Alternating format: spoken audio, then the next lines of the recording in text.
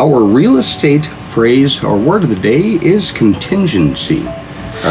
So the definition reads, a provision in a contract that requires the completion of a certain act or the happening of a particular event before that contract is binding. So we've talked about a bunch of real estate terms and talked about, as a real estate agent, our job is to, well, one, try to get you a home if you want to make a purchase. So when we fill out an offer to purchase, there's a bunch of items that are built into it that are considered contingencies.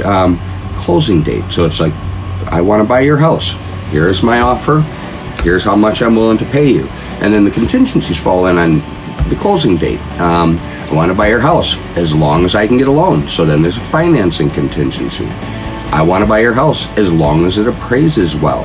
And it appraises to the high enough that I can get the loan for this purchase. So there's your appraisal contingency. I want to buy your house, but I want to make sure that there aren't any hidden issues. So that's why we have inspections. So there's an inspection contingency.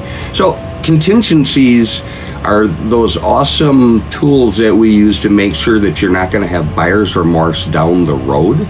But it's a little bit of a two-sided blade here, again, in the real estate world, because if you have too many contingencies in an offer, it's what it ends up making your offer, and a lot of times, a little less attractive than maybe other offers where they want a house really bad and maybe they leave out some of those contingencies. They offer a quicker closing. They decide that they're not going to do certain inspections. So it's just the type of thing we want to kind of keep in mind and make sure you got an agent that really knows their stuff, because what we refer to in the world, if someone writes an offer, we consider it a clean offer if there's not a lot of contingencies. Probably one of the biggest deal-breaking contingencies in this market is a home sale contingency. Mr. Buyer or Mr. and Mrs. Buyer, I want to buy your house. This is how much I'm willing to pay. But I have a home sale contingency. I have to sell the home I'm living in first if you accept my offer.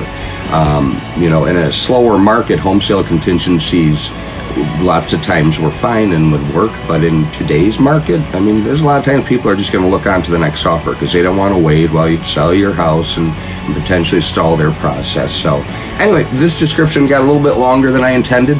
You certainly can give us a call if you have more questions.